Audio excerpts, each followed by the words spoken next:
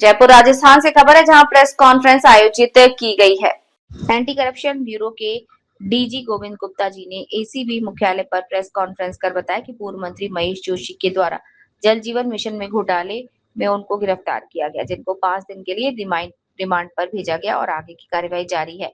अभी आगे जल जीवन घोटालेबाजों के नाम और जुड़ सकते हैं। हमारा अनुसंधान जारी है कि बारे में जो अनुसंधान चल रहा है उसके बाद जो प्रगति होती है, समय समय पर हम आपको प्रगति करके बताते रहते हैं। लगभग 4 सप्ताह पूर्वक भी आप सभी को बुला के हमने जो प्रगति हुई थी उससे अवगत कराया। उसके बाद जो अनुसंधान में प्रगति हुई, उसके बाद अभी सुबह आपके भूतपूर्व मंत्री महेश जोशी को इस अभियोग में गिरफ्तार किया गया है। तो ये जानकारी देने के लिए ही आपको यहाँ इकट्ठा अभी करके आपको अवगत कराया है।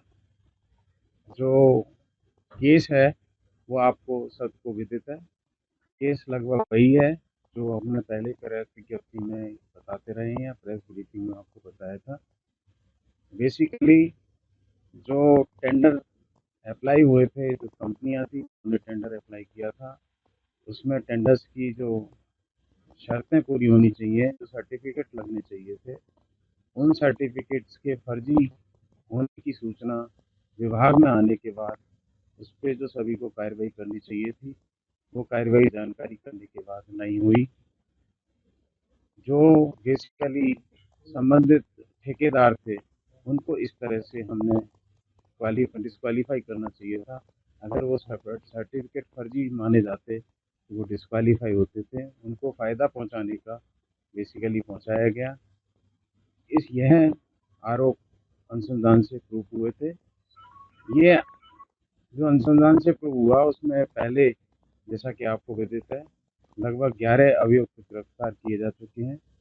3 अभियुक्तों की गिरफ्तारी अभी भी शेष है, जिसके प्रयास जारी हैं और आज उनको एक को और गिरफ्तार किया गया है।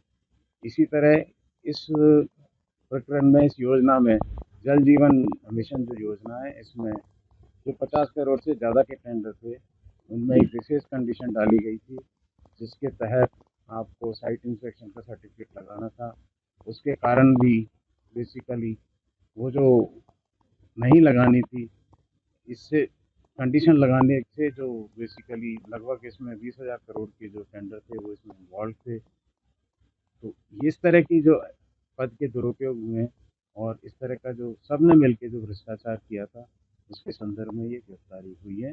तफ्तीश अभी जारी है और आपके जो विस्तृत प्रेस विज्ञप्ति है हम पहले की तरह फिर दोबारा आपको जारी करेंगे। आज इनको गिरफ्तार करके इनका चिकित्सा परीक्षण कराया, उसके बाद कोर्ट में इनको पेश किया है और न्यायालय ने 11 तारीख को इनका हमें रिमांड दिया है। हम इनसे पूछताछ करेंगे, अनुसंधान करेंगे और फिर आगे की कार्रवाई करेंगे। सर, महेश जोशी की भूमिका क्या है? उन्होंने कहा कि मेरे अलावा और भी अधिकारी इस विभाग में रहे, उनके काम में ज्यादा टेंडर जारी किए गए थे, तो उनकी भी गिरफ्तारी हुई। अनुसंधान जारी है, जो भी प्रगति होगी आपको समय से। एनआईटी थी, क्योंकि एसीबी जिन एनआईटी की जांच कर रही है उनमें तो पेमेंट ही नहीं हुआ।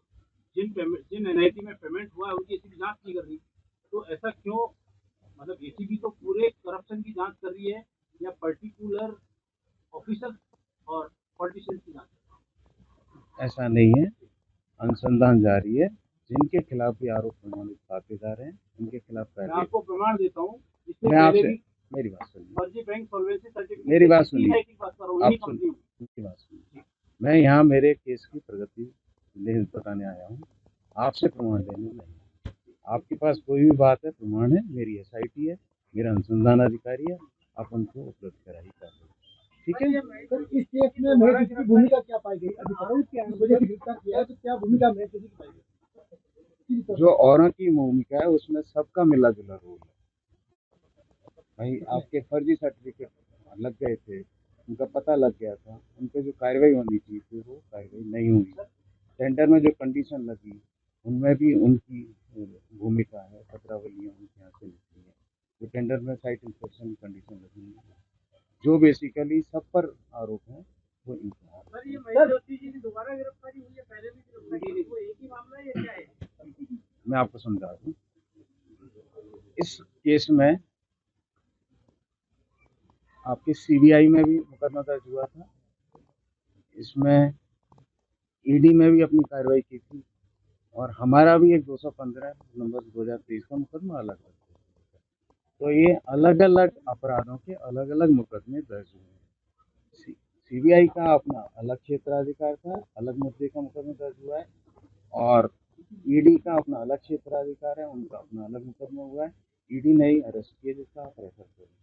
हमारे में जो अपराध है वो अलग है, हमारा क्षेत्राधिकार है, हमने हमारे अपराध सरकार के जो मुखिया थे वो मुख्यमंत्री अशोक गहलोत उनकी भी जांच होगी इस लिंक में। अभी अनुसंधान जारी है, मैं किसी का हाँ या ना कहना। अब सर मेरा तो इनकी गिरफ्तारी कितने दिन रहेगी, नंबर एफआईआर तक अनुसंधान चलेगा, इनकी गिरफ्तारी कितने दिन तक रहेगी, कब तक अनुसंधान चलेगा? देखो, गिरफ्तारी का तो कितने दिन तक रहेगी मेरा निर्णय नहीं होता, न्यायालय का निर्णय होता है। हमें कानून में जितनी शक्ति है हम उतने दिन की गिरफ्तारी को मानते हैं। सर उसके बाद आपने ये जो बात बताई सर, ये तो सुबह अखबार में छप गया, नई बात अभी क्या है वो बताएं। एसीबी ने 245 नंबर एफआईआर की जांच कर रही है, जैसा आपने प्रेस नोट जारी किया उसमें जो एमबी रिपोर्ट थी, लगभग उन एमबी रिपोर्ट के मामले में दूसरे इंजीनियरों पर अभी तक कोई कार्रवाई नहीं हुई है। एक्सेस भुगतान जो हुआ था जिसकी एसीबी भी जांच कर रही है इसी मामले में, तो उनकी भी अभी तक गिरफ्तारी नहीं हुई है, ना उनका मुकदमा दर्ज हुआ है। तो ये इन्वेस्टिगेशन दिशा मेरे हिसाब से सही है।